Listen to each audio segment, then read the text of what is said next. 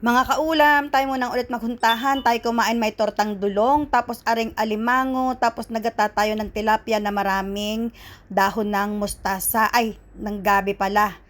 Ayan, nilagyan natin ng dahon ng gabi at yun ay galing pa sa Pilipinas. So ayan, nariyan kami ngayon sa bahay ng aking kapatid. Para doon sa hindi nakakaalam, dalawa na lamang kaming magkapatid dito sa Dubai at siya na lamang talaga ang tangi kong pamilya dito sa Dubai.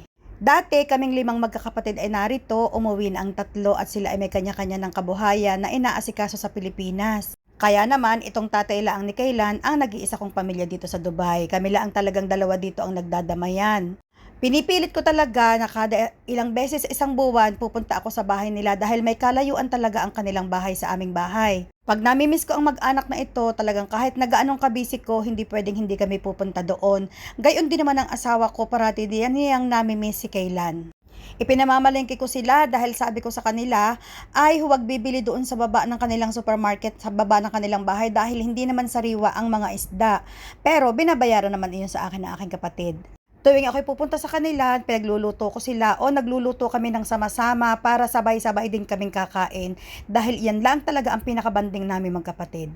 Siya nga pala ang bunso sa aming 5 magkakapatid at pinalad na magkaroon ng magandang trabaho dito sa Dubai. Masarap talaga sa pakiramdam mga kaulam yung paminsan-minsan magkakasalo kayong nakain kahit hindi kumpleto, nakakapaghuntahan ng mga bagay-bagay, at nagtatanungan kami ng mga problema namin sa buhay. Hindi rin naman madali ang kanyang trabaho mga kaulam, talaga namang subsob din siya sa trabaho, dangan nga lamang at talagang kailangan dahil may anak na rin na siyang binubuhay. Parating ang banding namin ay gayaan sa harap ng kainan at diyan lang talaga kami nakakapaghuntahan ng lahat na gusto naming sabihin sa isa't isa.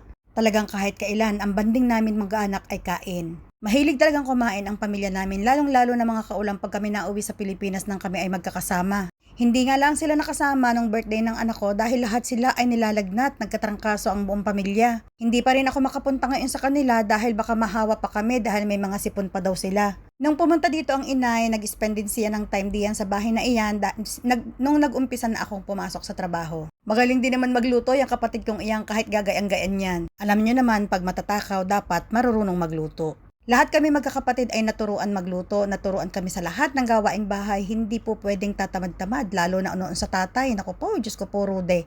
Pag walang pasok, hindi kami pwedeng abutan ng sikat ng araw sa higaan at ang sasabihin baga-agad, ano kayo, anak mayaman?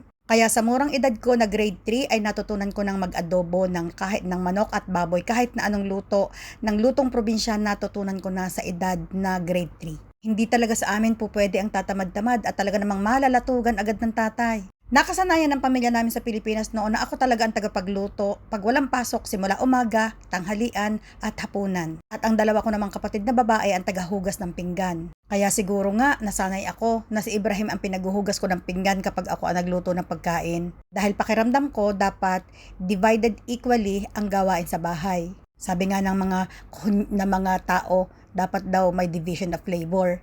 Lumaki din kami magkakapatid na responsable sa aming mga buhay-buhay. Hindi namin iniaasa sa isa't isa. May nagtatanong nga sa akin na bakit daw hindi pa kami magsamang magkakapatid sa bahay sa iisang bahay.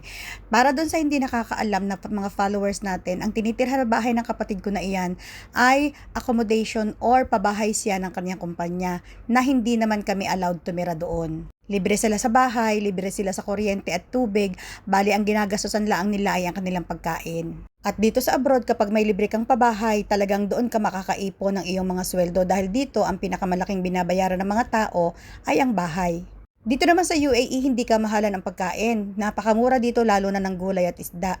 Kahit naman yata sa ang bansa, kapag hindi ka marunong humawak ng pera at kapag hindi ka matipid, wala talagang mangyayari kahit gaanong kalaki ng iyong sinasahod. Nasa disiplina lang talaga iyan kahit sa ang bansa ka tumira. Hindi mo pwedeng sabihin na ang bansang iyon ay hindi maganda. Hindi mo pwedeng sabihin na ang bansang tinitirhan mo lamang ang mas maganda.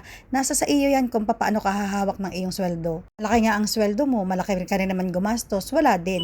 Nasa pagbabudget lang yan. Bakit ako? Hindi naman ako nakatikim ng sobrang laking sweldo dito sa UAE, pero nakakaya kong budgetin ang aking pera dahil marunong akong sumideline sa iba't ibang klase ng trabaho.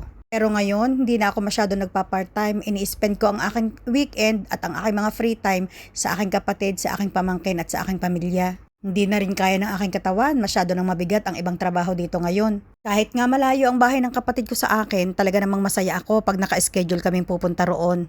Masarap kalaro ang pamangkin ko at masarap namang kasalo sa pagkain ng aking kapatid at ang kanyang asawa at si Rima. Ay siya, sige, diyan na kayo.